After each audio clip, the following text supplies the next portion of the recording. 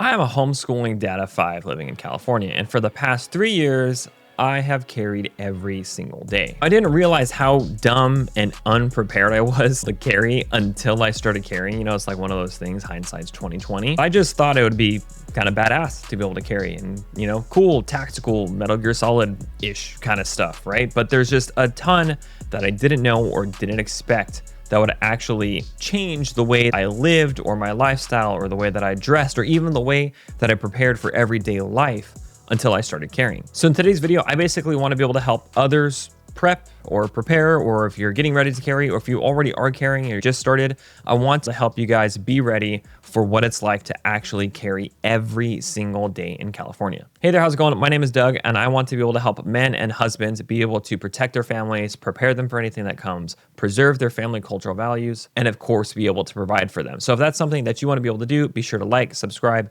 leave a comment down below with your thoughts on the video or things that I can learn from too, because I'm always trying to be able to up my game. And so let's go ahead and jump into the video. The first thing that I wish I knew about carrying in California that I've had to learn over the years is that it's not actually as bad as people make it out to be. People love to make these videos where it's about like how bad it is, how bad the laws are, how restrictive it is, the hoops that you have to jump through. And I'm not saying that you don't have to do those. I'll talk about this in a second, but getting this little card, it's worth it all, right? And yeah, they do you dirty with the picture that they put onto this card. Like, it looks like so absolutely terrible. But I used to think it was impossible to get your CCW and even more so impossible to actually use it and carry. And so yes, while it does suck, right? We have more restrictions than other states. You can't carry in certain places. There's magazine limits.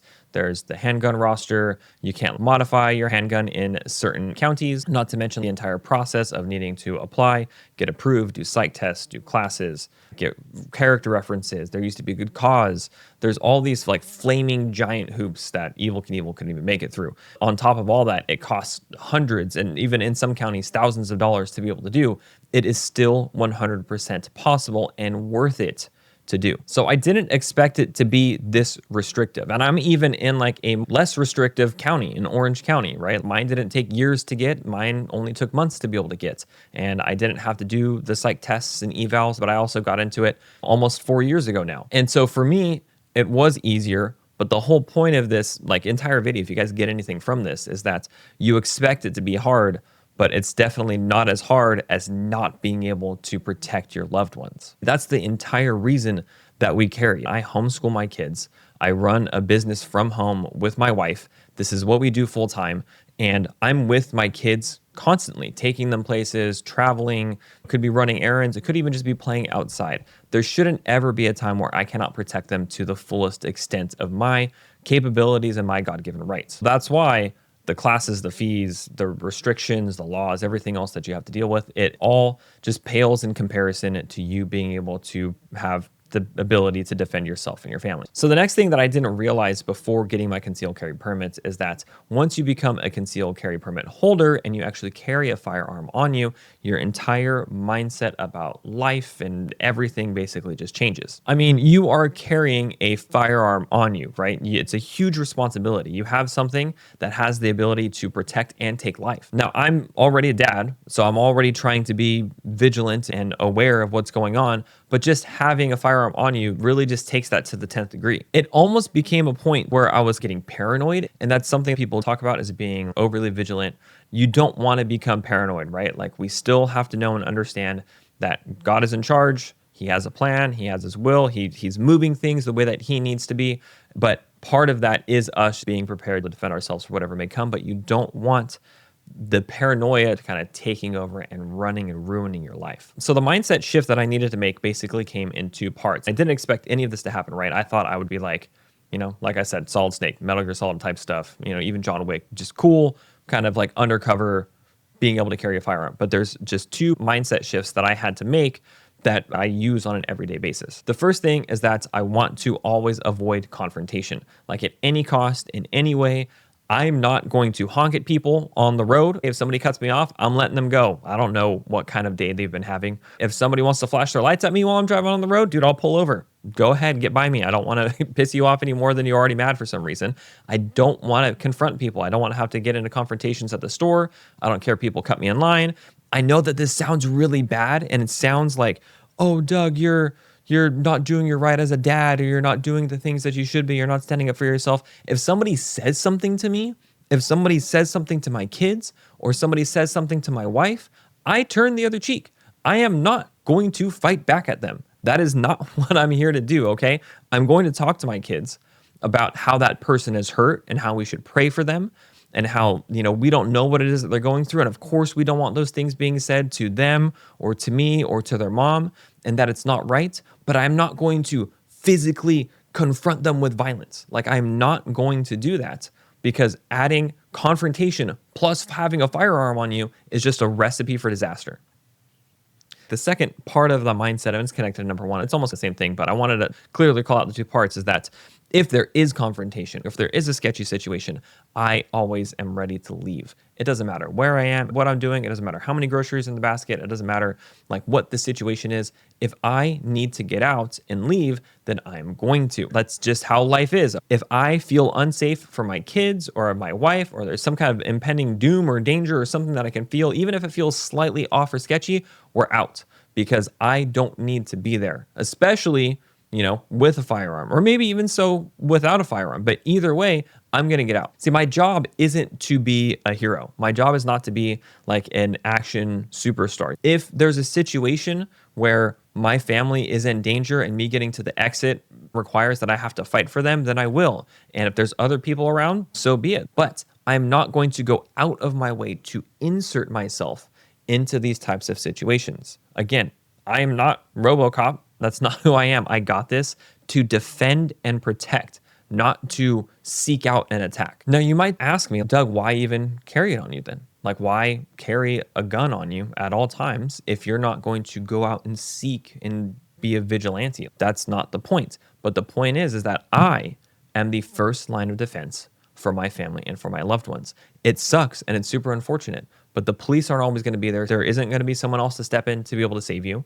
My kids can't defend themselves. That is my role as a husband, father, and also a CCW permit holder. So I know that's probably not the unexpected change that people would look to hear when they're looking to carry in California, but it kind of applies to everywhere when it comes to carrying. There is just an unexpected shift in your mindset where having a firearm on you, hopefully you just kind of grow up a little bit. So the third thing that I wish I knew before applying for my CCW is that it's going to require a lifestyle change. I don't carry because I live in a sketchy neighborhood. I don't carry because I think that my family is going to be constantly under attack, or there's going to be like a war or a zombie apocalypse. But I carry because there's a non-zero chance of something violent happening or threatening my family and my loved ones.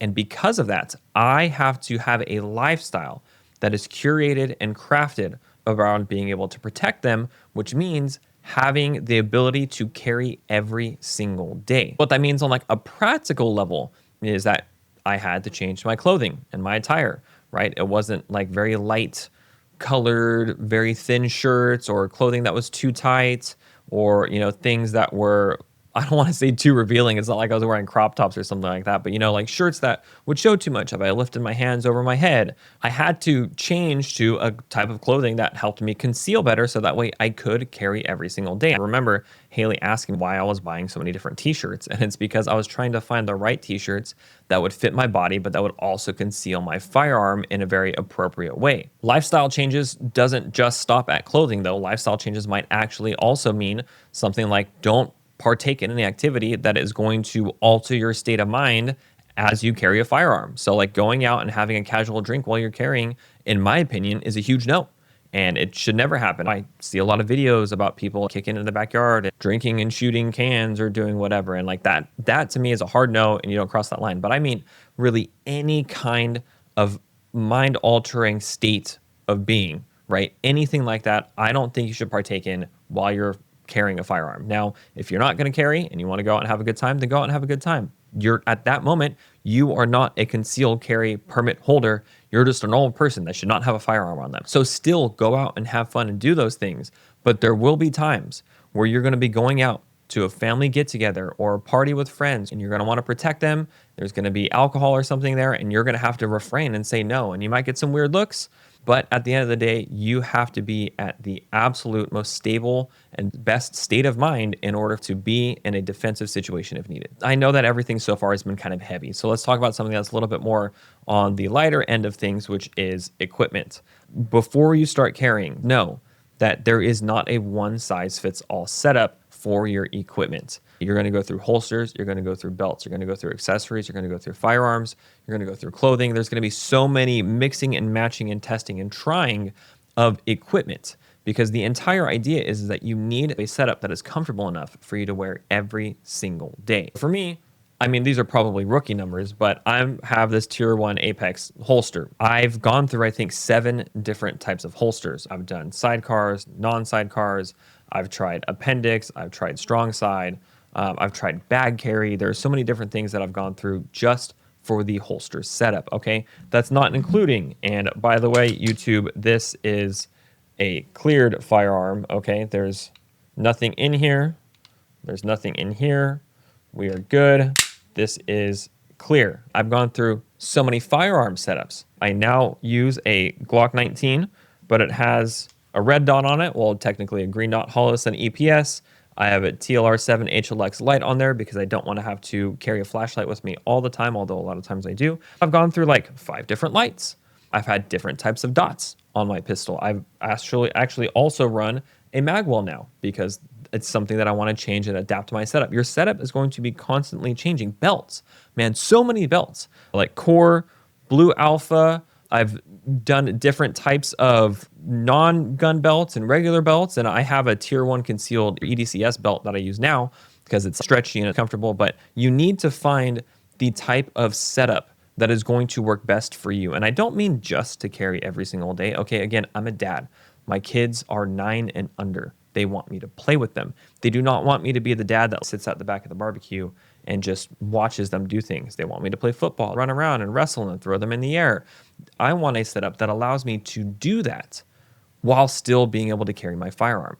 I've gone to functions and events where we're playing and running around and I'm carrying legally where California allows me to, because I would never break the law. You would never know that I'm running around and doing things with my kids. One of the points of that is, again, having good, sufficient gear. So you're going to buy once, cry once. You're going to spend the best money. You're going to buy all the things that you need to mix and match and find the thing that will make you comfortable enough to be able to carry every single day without impeding on your daily lifestyle with your. Speaking of gear, one of the things I like to always talk to people about and I like to give people that have firearms is one of these.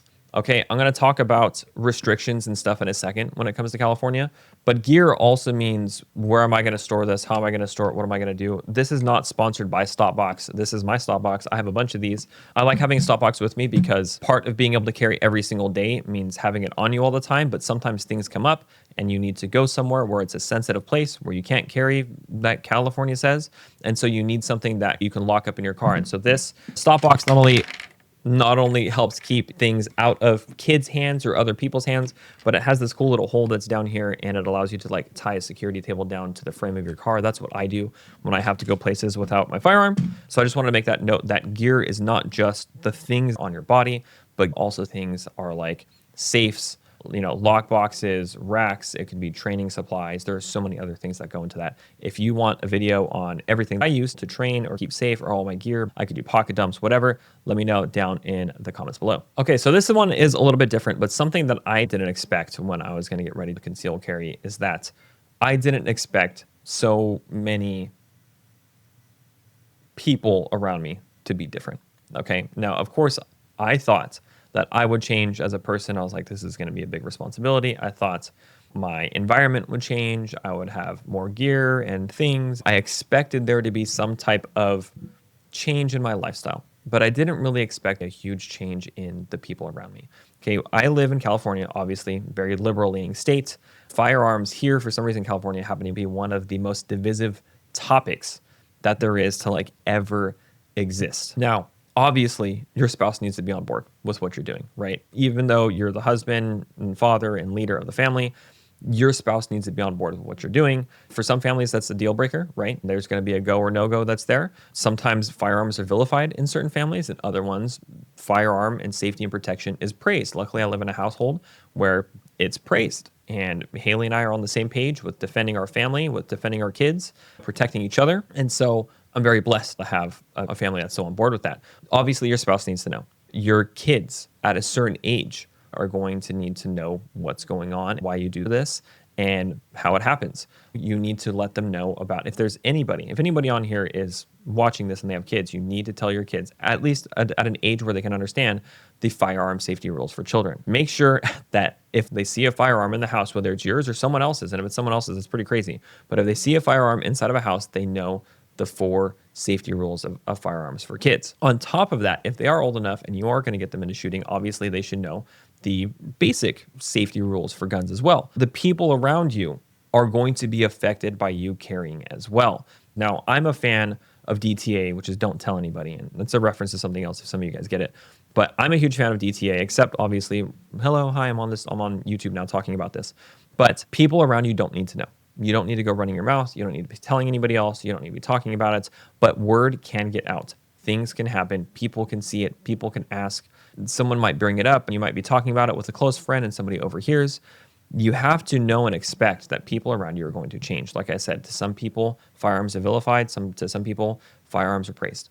And you're just going to have to come to terms with the fact that some people aren't going to like you as much afterwards. They're going to think you're weird. They're going to think you're crazy. They're going to think you're a murderer or other things, which is absolutely insane because this is just a tool. It is the person that uses the tool. But I digress. We're not going to talk about any of that. Basically, you just have to be prepared that you're going to have friends that don't like what you're doing and you're going to have to tell them to pound sand. The 6th thing that I wish I knew before getting my permit, that training isn't just shooting at paper. Now, this is what, when I took a class, the instructor for my class would constantly tell us all the time is that training is not just standing there shooting. Anybody can stand there and shoot at a piece of paper, but there are varying levels of additional training you should be doing as well. First and foremost, yes, you need to be able to shoot. The qualification is a part of what's required for you to get your CCW permit here in California. You have to be able to hit a certain target within a certain distance at a certain level of accuracy. And honestly, it is so dead easy to do. You could probably do it with your weak hand or offhand and you do it blindfolded. That's how easy it is to hit these qualifications for shooting. But that is not where the training should stop. Before applying for your permit, you should expect to do way more training. So what do I mean by that? I don't mean just shooting at paper. That is the bare minimum for you to be shooting consistently 1 to 2 times a month. The other stuff that you need to be doing, you need to learn how to draw safely. You need to be able to not flag a bunch of people when you're drawing everywhere. So you need to be able to work with your holster. You need to be able to dry fire. You need to get a good sight picture for your target. You need to know how to focus on your target. You need to be able to move while shooting. You need to learn how to reload.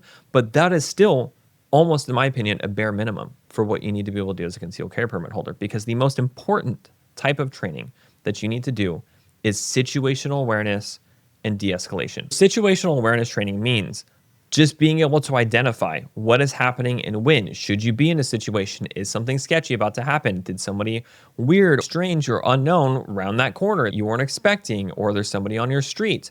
Do I interact or not interact? Do I diffuse or do I have to create a last stand type of moment?